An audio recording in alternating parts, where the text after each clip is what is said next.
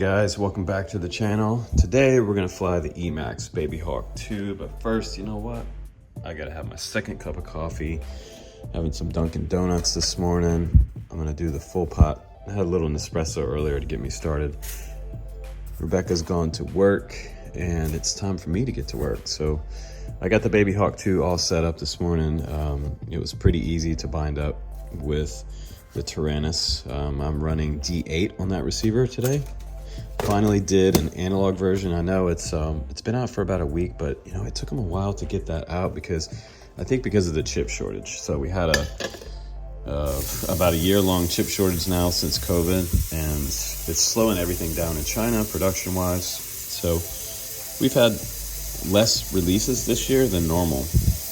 Normally we have so many quads coming out that I have a whole line of quads coming in all the time. But this year it's been a little bit slow. But we still have enough quads to review for you guys and a lot of different accessories. We're gonna get this second pot going here. And I have to let the chickens out as well. So we gotta walk out, let the chickens out, and then we're gonna jump to flying the Babyhawk II. So stoked they finally did an analog version. I know most of you guys wanted an analog version to start because not everybody flies DJI, right? So coffee's on. Now we're gonna go out and let our girls out of the cage for the day, and we'll do some flying together.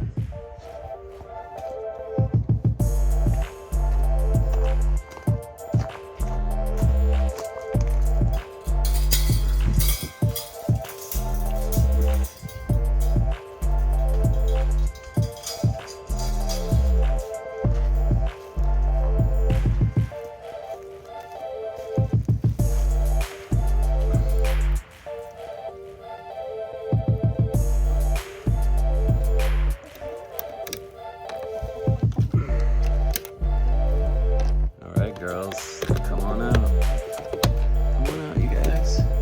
Come on out. Ooh, happy chickens. All right, you guys, let's go do some flying.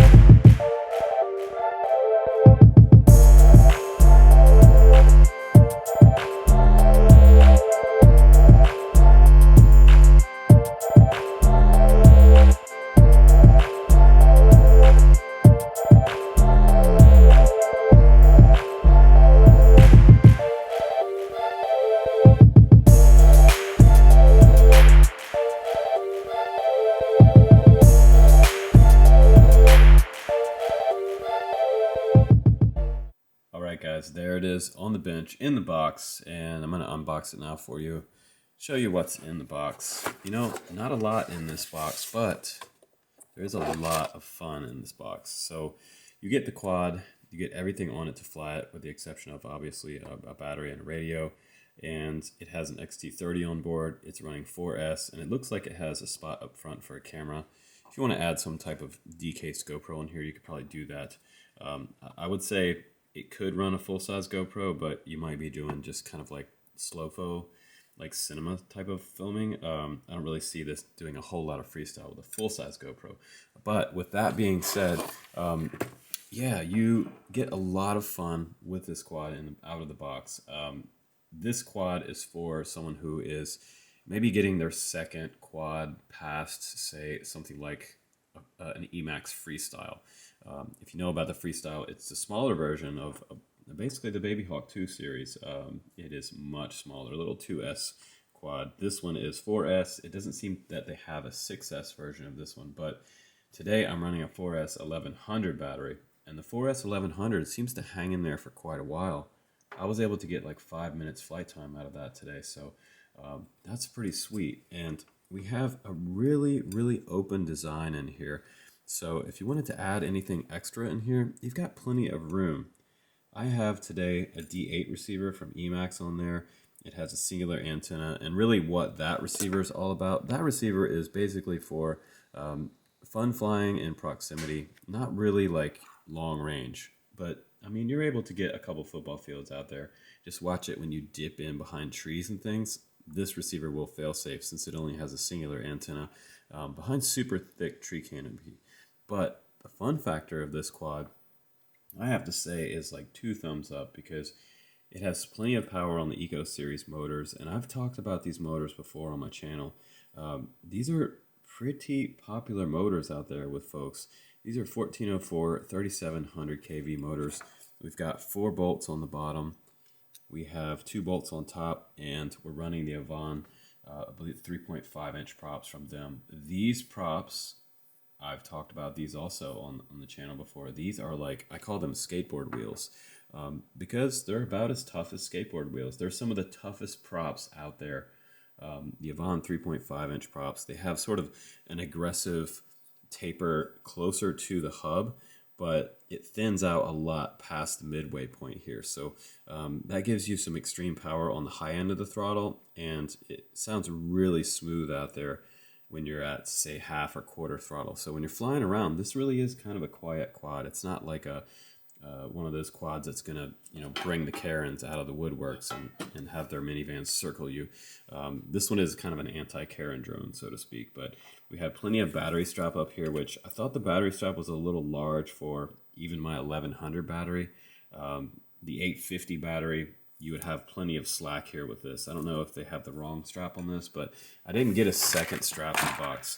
The only other things that I got in the box, aside from the link over to the Emax manual for the Babyhawk 2, for USA, Canada, and international QR codes there, and some information on emaxmodel.com for international, United States, emax-usa.com. Also selling it on Banggood. 2 sets of props here, and some extra hardware, even some standoffs and some grommets, which is cool. And the little tiny M2 plastic nuts for the flight controller, and of course your Emax stickers. But we have a 3mm top plate on here. We have a 4mm bottom plate. This is a beastie quad, and it kind of reminds me of some of the designs that I've seen from my bro Neil over at Catalyst Machine Works. It reminds me of maybe the mini droner. I forgot what the name of that quad was. It's been so long since I did one of his reviews, but great quads. And this one reminds me of that droner quad.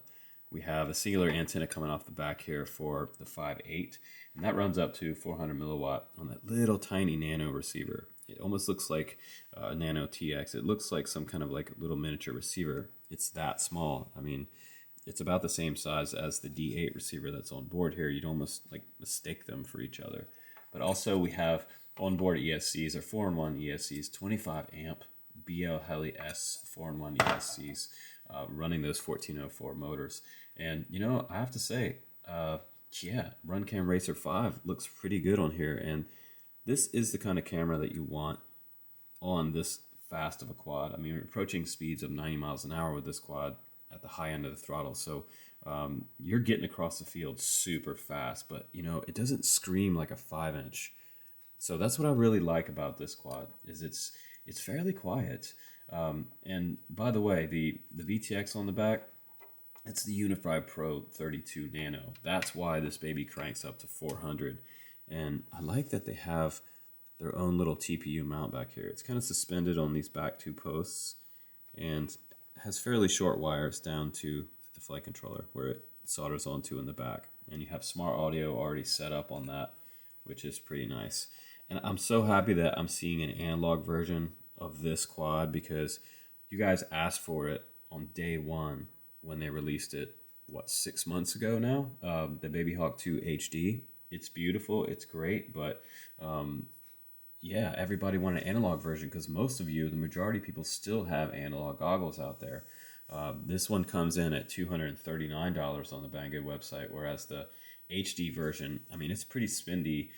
You're looking at $339 on that one, $359 with TBS Crossfire. So you can get this one receiver ready for Crossfire for some long range type of stuff. I would say medium range, maybe just kind of mild mountain surfing with this, with a 5-minute flight time. I'm not going to go super far out, but I feel like you could probably strap a 1300 to this quad and maybe get like 6 to 7 minutes, just maybe a minute or two more with a little more milliamp in the battery. And this strap on here looks like the size of like a 5-inch quad battery strap. It's pretty big, so you could accommodate a 1300 on here. You just have to make sure you have an XT30.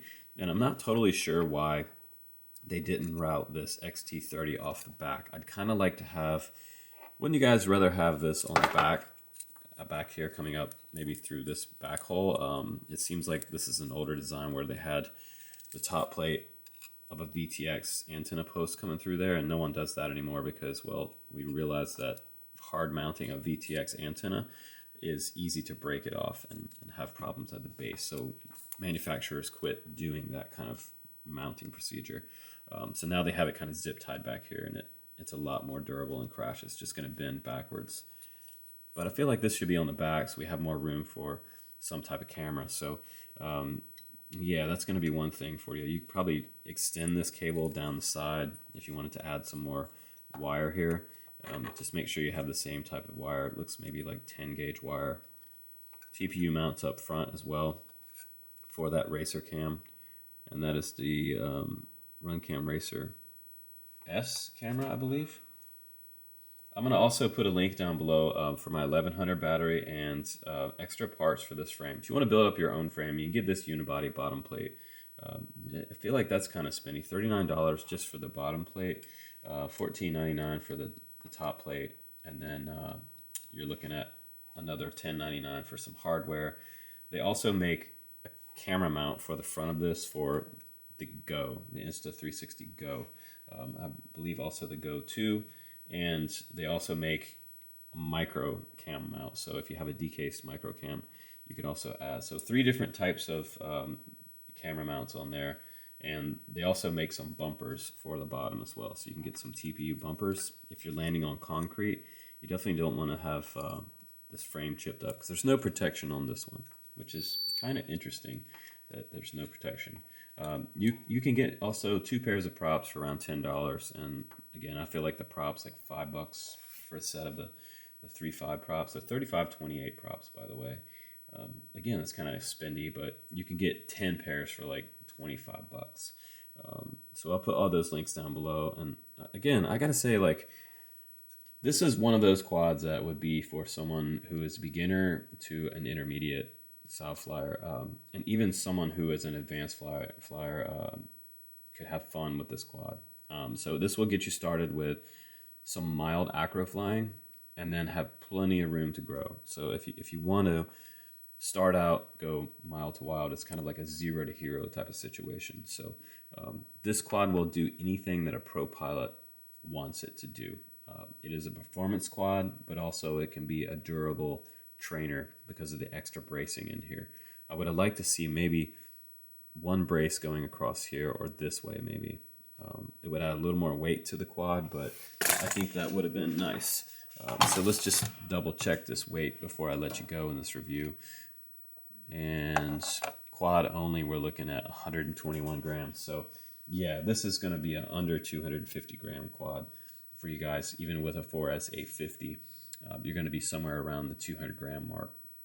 So it is super light. I think you could even get your Insta360 Go 2 on here, or decased camera with a battery, and keep this all under 250 grams. So Emax, you know, they hit the home run with this quad, and I would buy one of these myself and I would fly it. So this one's going to be like approved from me on the channel, and you guys can check out the links down below. Please subscribe, because yeah, man, we're giving away that Flywoo little tiny Cinerace 20. So be sure to check that out. And tomorrow's review coming up, guys. By the way, just a little teaser for tomorrow. We got the Gap RC Cinelog 3.5. So that's why the Cinelog is on my mind. Another epic release from Gap RC coming up. But if you want a ripper and a cruiser, you can check out the link down below for the Emax Babyhawk analog version. Finally in my hands. So happy it's here. So a cheaper version of the Babyhawk 2 for you guys. Take care, and I'll see you on the next one.